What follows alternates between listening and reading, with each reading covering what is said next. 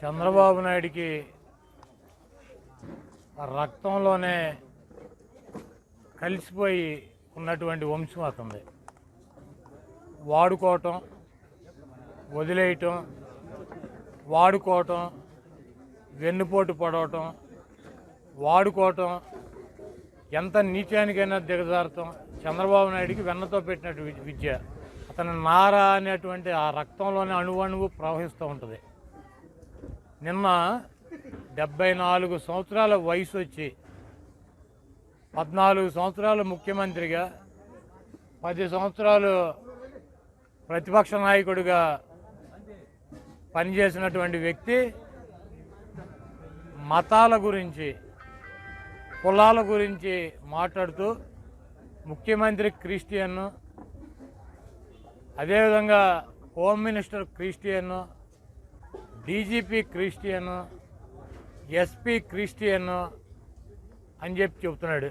అంటే నీ ఉద్దేశంలో క్రిస్టియన్స్ అంతా క్రిస్టియన్స్కే పనిచేస్తారు, ముస్లిమ్స్ అంతా ముస్లిమ్స్కే పనిచేస్తారు, హిందువులంతా హిందువులకే పనిచేస్తారని చెప్పి నువ్వు భావిస్తున్నావు అని చెప్పి నేను చంద్రబాబు నాయుడు సూటిగా ప్రశ్నిస్తున్నా.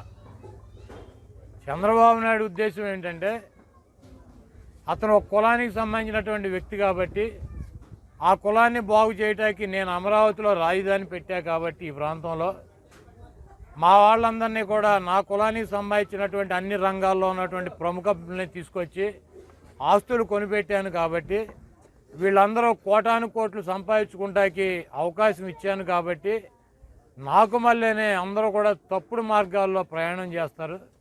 నేను ఏ రకంగా కులాభిమానాన్ని, మతాభిమానాన్ని చూపించి నేను మా వాళ్ళకి ఏ రకంగా ఈ రాష్ట్రాన్ని దోచిపెట్టానో అదే రకంగా మిగిలినటువంటి మతాలకు, కులాలకు సంబంధించినటువంటి వ్యక్తులు కూడా ఉంటారని చెప్పి చంద్రబాబు నాయుడు భావిస్తున్నట్టుంది.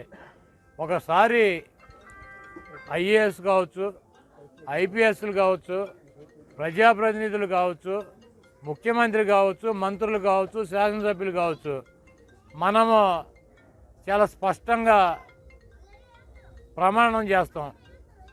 కులాలకు కానీ, మతాలకు కానీ, రాగద్వేషాలకు కానీ అతీతంగా అందరినీ సమభావంతో చూస్తూ పనిచేస్తామని చెప్పి ప్రమాణ స్వీకారం చేస్తాం. ఈరోజు పెద్దలు ఈ ప్రమాణ స్వీకారం చేయాలి, ఇవన్నీ కూడా ఎందుకు పెట్టారో ఈరోజు చంద్రబాబును చూస్తే అర్థమవుతుంది.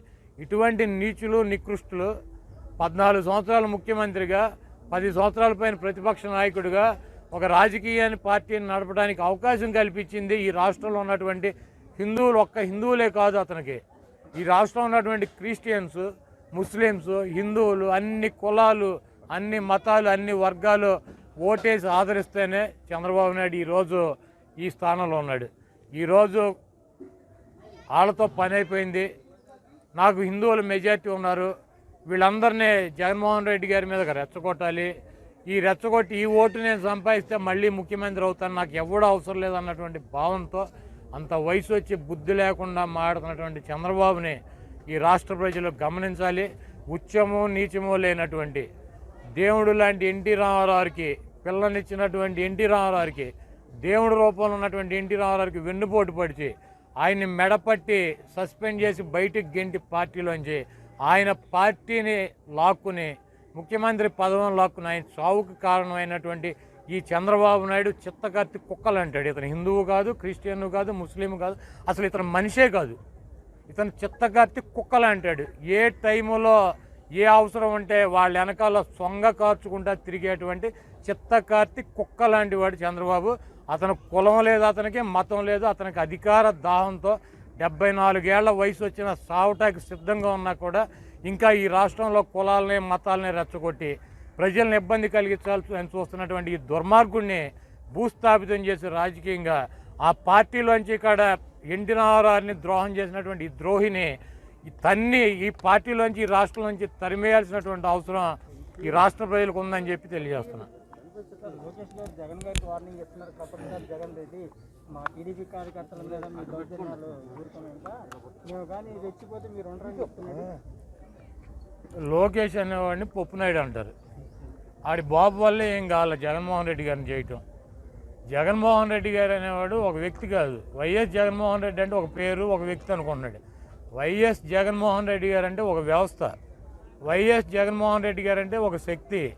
ఈ రాష్ట్రంలో అత్యంత ప్రజాదరణ నుండి ఆ పైన ఉన్నటువంటి భగవంతుడి ఆశీస్సులు, రాజశేఖర రెడ్డి గారి ఆశీస్సులతో ప్రజల కోసం పనిచేస్తున్నటువంటి ముఖ్యమంత్రి జగన్మోహన్ రెడ్డి. ఈ పప్పుగాడు తినటం, తిరగటం, దున్నపోతులా పడుకోవటం. జగన్మోహన్ రెడ్డి గారికి వార్నింగ్లో బొఫ్ఫును గాడు.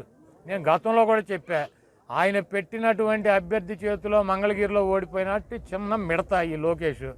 ఏదో తండ్రి ముఖ్యమంత్రి, తాత ముఖ్యమంత్రి కాబట్టి దొడ్డిదారిని ఎమ్మెల్సీ అయ్యి 3 మంత్రి పదవులు ఎలగపెట్టి నేను ఏదో పెద్ద పోటుగాడిని అనుకున్నాను. పిచ్చ వాగుమాక మూతిపళ్ళు రాలుతాయని చెబుతున్నాం. మళ్ళీ దానికే నేను కట్టుబడి ఉన్నాను. జగన్మోహన్ రెడ్డి గారి గురించి ఎక్కువ మాట్లాడితే మూతిపళ్ళు రాలు కొట్టించుకుంటాడు త్వరలో.